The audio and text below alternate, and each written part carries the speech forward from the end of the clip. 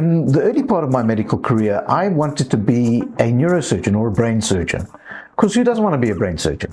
Hi, I'm Kevin Adams. I'm a plastic, reconstructive and maxillofacial surgeon. We help to make people's lives better. So after they've survived accidents or cancer, sometimes it's birth abnormalities, we help to make the quality of their life better. So it may be helping somebody who survived burns to have better scars or make their scars look better.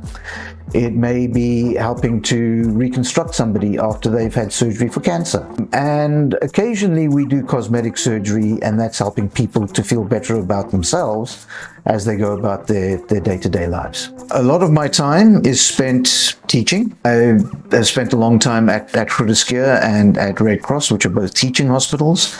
So I help to train prospective plastic surgeons, but I also help to teach medical students.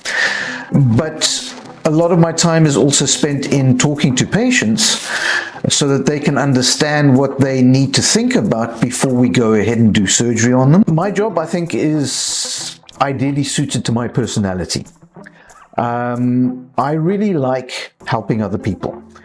And that makes me feel better about myself, and it gives my life purpose. Essentially, that is what plastic surgery is about. It's one of the few areas in medicine, and surgery in particular, where people actually want you to do an operation on them. You need to be technically proficient to be a good plastic surgeon. You have to be a qualified medical doctor. And to practice in South Africa, you need to be registered with the Health Professions Council of South Africa. So you need to get accepted into a medical school and do your undergraduate medicine, which will take you a minimum of 6 years. Then you need to do your internship and your community service. You need to start training as a surgeon. The areas that I did better in and I found more interesting at high school were the sciences and mathematics. That was what made me decide to apply for medicine. Okay? And I didn't get in. So I went back to high school and I rewrote my exams,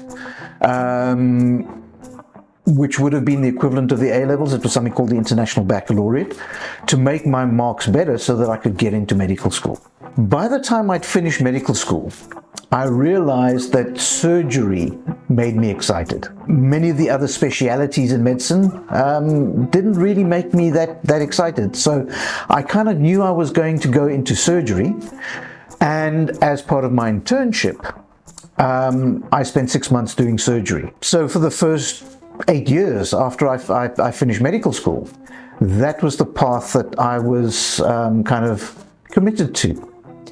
And then life stepped in and helped to nudge me in the right direction. My seniors in plastic surgery had both suggested that I would be a good plastic surgeon. Realizing that Hollywood's portrayal isn't what real life is like, and that the really good doctors have principles and ethics and actually go out of their way to help other people. And so it's that human element that surprised me probably more than the other academic, clever, technical stuff.